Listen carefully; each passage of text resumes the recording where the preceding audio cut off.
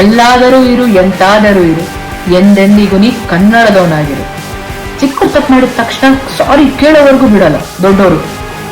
ಆದ್ರೆ ದೊಡ್ಡವರು ತಪ್ಪು ಮಾಡುತ್ತೆ, ತಪ್ಪು ಮಾಡಾದ್ಮೇಲೆ ಕ್ಷಮೆ ಕೇಳೋದ್ರಲ್ಲಿ ಏನ್ ತಪ್ಪಿದೆ? ನಮ್ಮ ಕನ್ನಡ ಭಾಷೆ ಬಗ್ಗೆ ಯಾರಾದ್ರೂ ಒಬ್ಬ ಟೀಕೆ ಮಾಡ್ತಿದ್ದಾರೆ ಅಂತ ಅಂದಾಗ ಸುಮ್ಮನೆ ಅಂತೂ ಕೂರಕ್ಕಾಗಲ್ಲ ಅಲ್ವಾ? ಎಲ್ರಿಗೂ ನಮಸ್ಕಾರ. ಕನ್ನಡ, ಕರ್ನಾಟಕ ಅಂತ ಬಂದ್ರೆ ಪ್ರತಿಯೊಬ್ಬ ಕನ್ನಡಿಗನ್ಗೂ ಇಟ್ಸ್ ಅನ್ ಇಮೋಷನ್. ದೊಡ್ಡವರಲ್ಲ, ಜಾಣರಲ್ಲ, ಚಿಕ್ಕವರಲ್ಲ, ಕೋಣರಲ್ಲ ಅಂತ. ಚಿಕ್ಕವ್ರು ತಪ್ಪು ಮಾಡಿದ ತಕ್ಷಣ ಸಾರಿ ಕೇಳೋವರೆಗೂ ಬಿಡಲ್ಲ ದೊಡ್ಡವರು. ಆದ್ರೆ ದೊಡ್ಡವ್ರು ತಪ್ಪು ಮಾಡಿದ್ರೆ, ತಪ್ಪು ಮಾಡಾದ್ಮೇಲೆ ಕ್ಷಮೆ ಕೇಳೋದ್ರಲ್ಲಿ ಏನ್ ತಪ್ಪಿದೆ? ನಮ್ಮ ಕನ್ನಡ ಭಾಷೆ ಬಗ್ಗೆ ಯಾರಾದ್ರೂ ಒಬ್ರು ಟೀಕೆ ಮಾಡ್ತಿದ್ದಾರೆ ಅಂತ ಅಂದಾಗ ಸುಮ್ನೆ ಅಂತೂ ಕೂರಕ್ಕಾಗಲ್ಲ ಅಲ್ವಾ?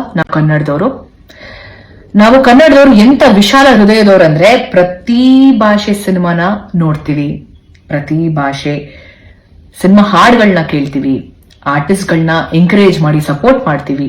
ನಮ್ಮ ಭಾಷೆ ಬಗ್ಗೆ ಯಾರಾದ್ರೂ ಮಾತಾಡ್ತಿದ್ದಾರೆ ಅಂದಾಗ ಅದಕ್ಕೆ ನಾವ್ಯಾಕೆ ವಾಯ್ಸ್ ರೈಸ್ ಮಾಡಬಾರ್ದು?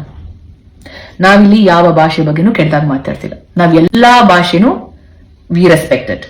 ಬಟ್ ನಮ್ಮ ಭಾಷೆ, ನಮ್ಮ ಕನ್ನಡ ಭಾಷೆ ಬಗ್ಗೆ ಯಾರಾದ್ರೂ ಮಾತಾಡ್ತಿದ್ದಾರೆ ಅಂದಾಗ ನಾವು ಕನ್ನಡಿಗರಾಗಿ we have to stand for it. ಕನ್ನಡನ ಸರಿಯಾಗಿ ಮಾತಾಡದೇ ಇರೋರ್ನ ನಾವು ಹೀಗಲ್ಲ ಹೀಗೆ ಕನ್ನಡ ಮಾತಾಡೋದು ಅಂತ ತಿಳಿಸ್ತೀವಲ್ಲ, ಕಲಿಸ್ತೀವಿ ಆಕ್ಚುಲಿ.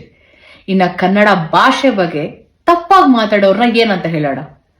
ನವೆಂಬರ್ 1ನೇ ತಾರೀಕು ಕನ್ನಡ ರಾಜ್ಯೋತ್ಸವ ಸೆಲೆಬ್ರೇಟ್ ಮಾಡ್ತೀವಿ. ನಾವ್ ಎಲ್ರೂ ಸಹ, ಪ್ರತಿಯೊಬ್ಬ ಕನ್ನಡಿಗ ಅವರವರ ಸೋಷಿಯಲ್ ಮೀಡಿಯಾ ಪ್ಲಾಟ್ಫಾರ್ಮ್ ಅಲ್ಲಿ ಅವರವರ ಪ್ರೀತಿನ, ಅವರ ಅಭಿಮಾನನ ತುಂಬಾ ಚೆನ್ನಾಗಿ ವ್ಯಕ್ತಪಡಿಸ್ತೀವಿ. ಇವಾಗ ನಮ್ಮ ಭಾಷೆನ, ನಮ್ಮ ಭಾಷೆ ಮೇಲಿರುವಂತ ಪ್ರೀತಿ, ನಮ್ಮ ಭಾಷೆ ಮೇಲಿರುವಂತ ಗೌರವನ ನಾವು ತಿಳಿಸೋಣ. ಏನಂತೀರಾ?